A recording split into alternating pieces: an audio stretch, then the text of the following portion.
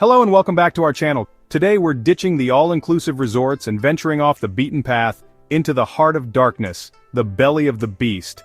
We're talking about the top 10 most dangerous places tourists still visit in 2025. Yeah, you heard that right. These aren't your grandma's vacation spots. We're talking about places where the line between life and death can be thinner than a bartender's patience on a Saturday night. We're talking political instability, violence, natural disasters, the kind of places that'll make your mama pray for your safe return. But hey, some people, they crave that edge. They want to look danger in the eye, taste the fear, feel truly alive. Whether it's the allure of untouched beauty, the pull of ancient cultures, or just a good old-fashioned death wish, these places, they keep drawing people in. So buckle up, kids, because we're about to take a trip through the world's most dangerous vacation destinations. Our first stop is Rio de Janeiro, Brazil. Land of samba, sunshine, and enough beautiful bodies to make a saint question their vows.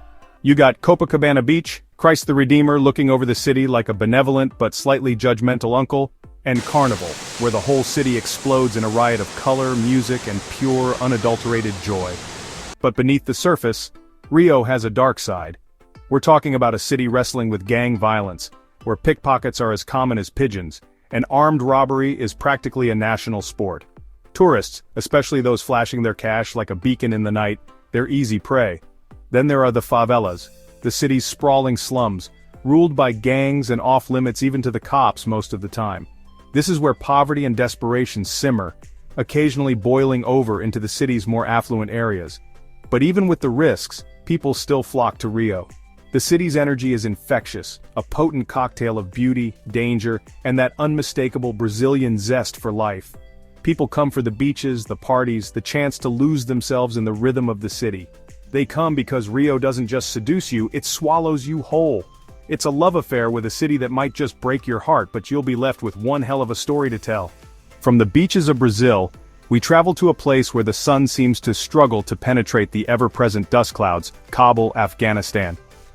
This is a city that has known more conflict than peace, more tears than laughter. For decades, Kabul has been synonymous with war. Scars of conflict are etched into every street corner, every building, every face. The Taliban might be back in power, but the threat of violence, of bombings, of kidnappings, it's as constant as the call to prayer echoing across the city. Tourists, particularly Westerners, they're walking targets here.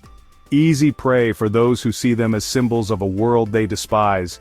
This is not a place you come to relax, to soak up the culture at a leisurely pace.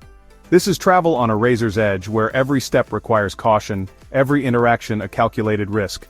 But some, driven by a hunger for truth, for understanding, they still come. Journalists seeking to bear witness to history unfolding, aid workers trying to make a difference in a place that has known so much suffering, and maybe, just maybe, a few souls searching for something they can't find anywhere else. Kabul is a city that gets under your skin, a stark reminder of the fragility of life, the cost of freedom, and the enduring strength of the human spirit. It's a place that will challenge your perceptions, test your limits, and leave you forever changed.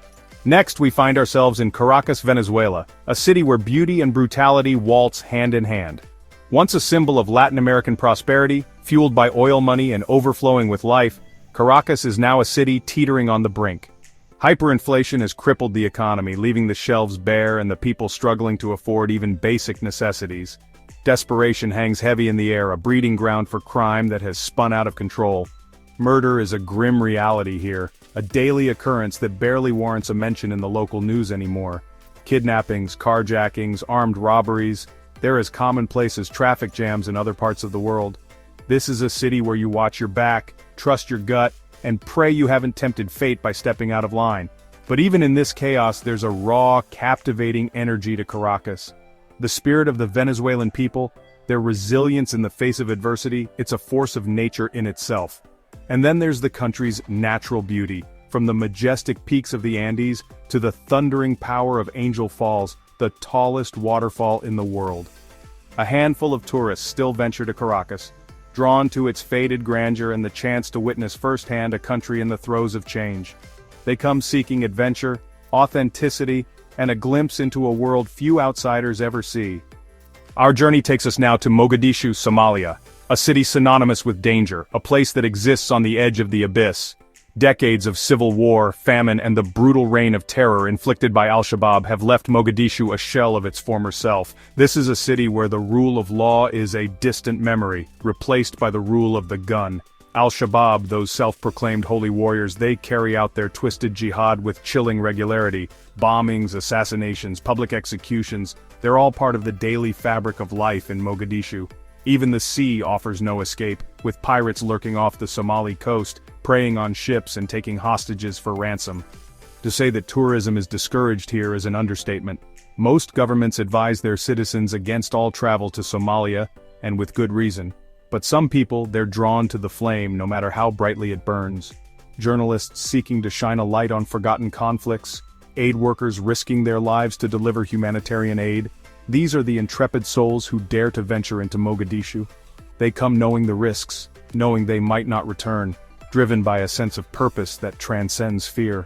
It's a testament to the enduring power of the human spirit, the unwavering belief that even in the darkest corners of the world, there is always hope, always a story to be told, a life to be touched.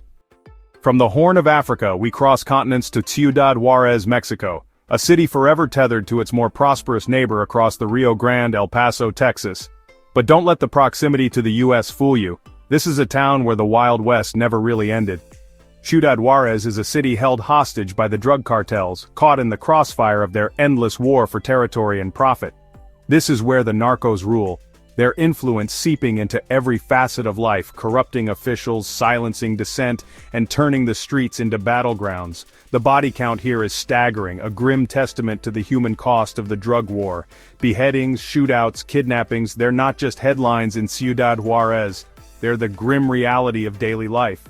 Even the police, often outgunned and outnumbered, seem powerless to stop the violence. Yet life goes on. People still work, fall in love, raise families, clinging to hope amidst the chaos. The city's heart beats on, fueled by the resilience of its people, their refusal to be defined by the violence that surrounds them. And tourists, they still come. Some drawn by the low prices, the promise of cheap thrills, others seeking to connect with their heritage, to experience the vibrant culture that persists despite the odds. But make no mistake, Ciudad Juarez is a city that demands respect, a place where caution is not just advised, it's essential for survival. We journey now to the island nation of Papua New Guinea, to its capital, Port Moresby, a city where paradise and peril exist side by side. Surrounded by pristine beaches, lush rainforests, and teeming with unique tribal cultures, Port Moresby should be a tropical paradise. Instead, it's a city grappling with its own demons. Rampant poverty, lack of opportunity, and a breakdown of traditional social structures have fueled a wave of crime that threatens to engulf the city. Rascal gangs, armed with machetes and fueled by cheap drugs and desperation, roam the streets, preying on the weak and terrorizing the locals.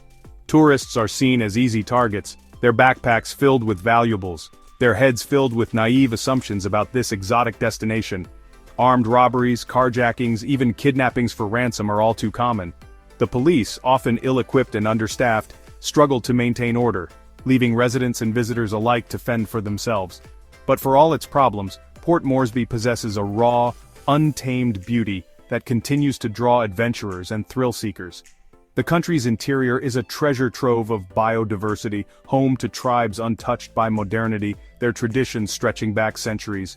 So, people come, lured by the promise of adventure, the chance to experience a world few outsiders ever see. They come armed with insect repellent, a healthy dose of paranoia, and the understanding that in Port Moresby, danger lurks around every corner, but so does beauty, if you know where to look.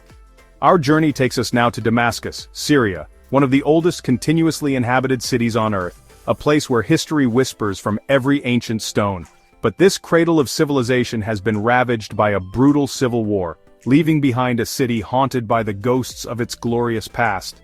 The streets of Damascus, once bustling with life and commerce, now bear the scars of conflict. Buildings lie in rubble, bullet holes pockmark ancient walls, and the constant threat of sniper fire keeps residents looking over their shoulders.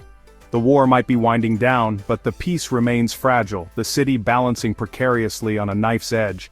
Terrorist attacks, though less frequent, still occur, a stark reminder that the shadow of violence has not yet lifted. Basic services are unreliable at best, and the infrastructure lies in shambles, a testament to the war's devastating toll. It's a city struggling to breathe, to rise from the ashes of destruction. Yet, even in its wounded state, Damascus retains a haunting beauty. The Umayyad Mosque, a masterpiece of Islamic architecture, still stands, a beacon of hope amidst the ruins. The scent of spices still wafts through the air, a reminder of the city's vibrant past. A handful of tourists, their curiosity outweighing their fear, still make their way to Damascus. They come to witness history in the making, to pay homage to a city that has endured centuries of turmoil, to experience the resilience of the human spirit firsthand. Our next stop takes us to San Pedro Sula, Honduras, a city that has become synonymous with violence, its name whispered in hushed tones, a byword for danger. Once dubbed the murder capital of the world, San Pedro Sula is a city held captive by its own demons. Gangs rule the streets, their turf wars spilling over into everyday life with terrifying regularity. Drug trafficking, extortion, human smuggling, these are the industries that fuel this city, leaving a trail of blood and tears in their wake. The murder rate here is staggering, a grim statistic that reflects the brutal reality of life in San Pedro Sula. People live with a constant fear, their movements restricted, their lives dictated by the whims of the gangs who hold sway. Tourists are not immune to the violence. Kidnappings, robberies, carjackings, they're occupational hazards for those who dare to venture into this urban war zone. Even the most seasoned traveler would be wise to think twice before booking a ticket to San Pedro Sula. Yet, even here, amidst the chaos and fear, life persists. People find ways to carve out moments of joy, to celebrate their culture, to hold on to hope. And there's a certain beauty to that resilience, a testament to the enduring human spirit that refuses to be extinguished, even in the darkest of places. From the Americas we journey to the Caucasus region, to Grozny, the capital of Chechnya. This is a city reborn from the ashes of war, twice ravaged by conflict with Russia, now ruled with an iron fist by Ramzan Kadyrov, Putin's loyal strongman. Grozny today is a city of contradictions. Gleaming skyscrapers rise from the ruins, a testament to the billions poured into reconstruction, but beneath the veneer of modernity, fear and paranoia linger. Kadyrov's rule is absolute, his critics silenced, his opponents vanishing into the night. Surveillance is ubiquitous, with cameras watching every corner, every conversation monitored. This is not a place for dissent, for questioning authority, for straying from the approved narrative. Tourists are a rare sight in Grozny, viewed with suspicion by the authorities, their motives questioned, their movements tracked. This is not a place for casual sightseeing, for wandering off the beaten path, for straying from the carefully curated tourist experience. Yet, there's a strange allure to Grozny, a city rising from the ashes, a testament to the resilience of the human spirit, even under the most oppressive of circumstances. It's a place that challenges our understanding of freedom, of resilience, of the fine line between order and tyranny. And finally, we arrive at our number one destination, the current reigning champion of dangerous tourist spots, Ciudad Acuna, Mexico. Situated across the Rio Grande from Del Rio, Texas, this border town is a microcosm of the drug war that continues to plague Mexico. Ciudad Acuna is where the cartels roam free, their influence pervasive, their power absolute. They control the flow of drugs, guns, and people across the border, their tentacles reaching deep into every aspect of life. Shootouts between rival cartels are commonplace, their bullets strafing innocent bystanders, their violence spilling over into the streets with terrifying regularity. Extortion, kidnapping, human trafficking, they're all part of the daily grind in Ciudad Acuna. Tourists, even those just passing through, are seen as easy prey. Their presence is unwelcome, their safety far from guaranteed. The police, often outgunned and outmaneuvered, struggle to maintain even a semblance of order. Yet despite the ever-present dangers, Ciudad Acuna possesses a certain raw energy, a chaotic vibrancy that draws a particular type of traveler. They come seeking adventure, escaping their own demons, or maybe just chasing a thrill they can't find anywhere else. So there you have it, kids, the top 10 most dangerous places tourists still visit in 2025. These aren't your average vacation destinations. These are places where the stakes are high, where danger lurks around every corner, where the line between life and death can be as thin as a razor's edge. But these places also offer a glimpse into the heart of the human experience, a raw and unfiltered look at the resilience of the human spirit in the face of unimaginable adversity. They challenge our preconceived notions of what travel should be, pushing us outside our comfort zones, and forcing us to confront the realities of a world often hidden from view. If you're thinking of booking a ticket to any of these destinations, I urge you to proceed with caution. Do your research, understand the risks, and take every precaution necessary to ensure your safety. Adventure is one thing, but stupidity is a dish best served elsewhere. Stay curious, stay safe, and remember the world is a big, beautiful, and often dangerous place. Explore it wisely.